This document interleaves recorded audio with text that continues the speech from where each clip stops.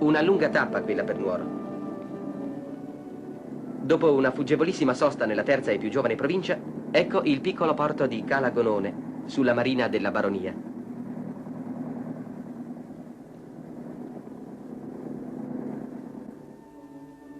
Una costa dirupata ed assorta che il mare ha forato in molti punti aprendosi un varco nella roccia. Dentro queste grotte straordinarie, e soprattutto in quella detta appunto del Bue Marino, dimorano anche oggi molti esemplari di foche mediterranee, misteriosamente sopravvissute dall'era glaciale.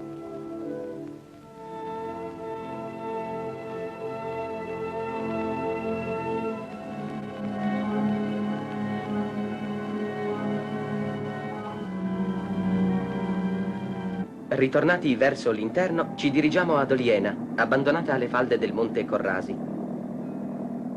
Qui, come nei dintorni, l'attività principale è la pastorizia. I pastori lamentano l'alto canone di affitto dei pascoli che possono e devono essere migliorati.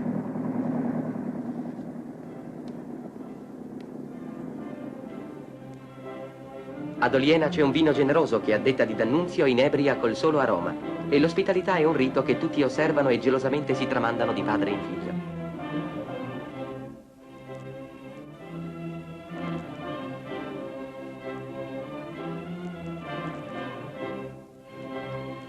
Quasi un rito di antico folklore è la domenica all'uscita dalla messa nella parrocchia di Santa Maria.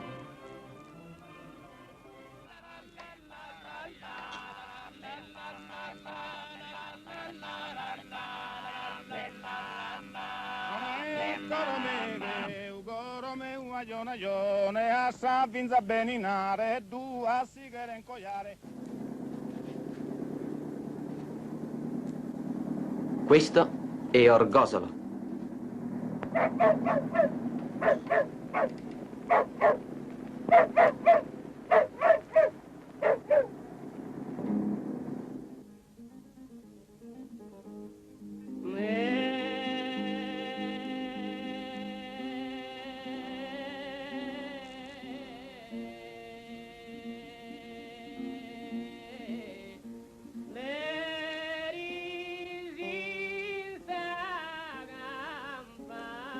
Il nostro itinerario termina qui. Appena il tempo di dare uno sguardo agli appunti, di dare un senso alle cose viste. Ma prima di tutto voglio scusarmi di star qui con l'ombrello. Piove e siamo in piazza. Le impressioni.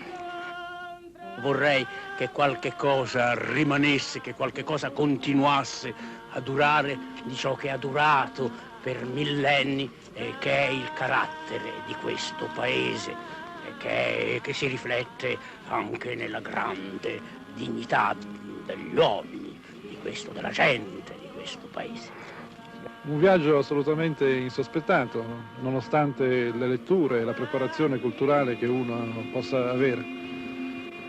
Sorprendente per il paesaggio, per i costumi, per la civiltà millenaria.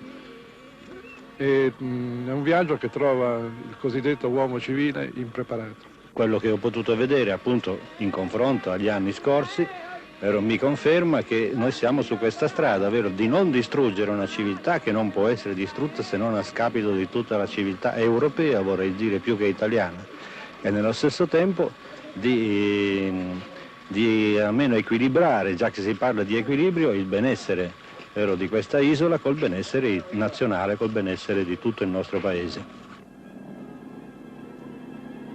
Un'isola di cui si è sempre parlato troppo poco. Non era nostra pretesa presentarvi la Sardegna, ma mostrarvi con immediatezza gli appunti di un viaggio rapido, che ha avuto il non piccolo merito di mostrare a giornalisti, scrittori e poeti la regione più depressa nel cuore dell'Europa. Un paese non facile, dove è necessario operare subito e bene.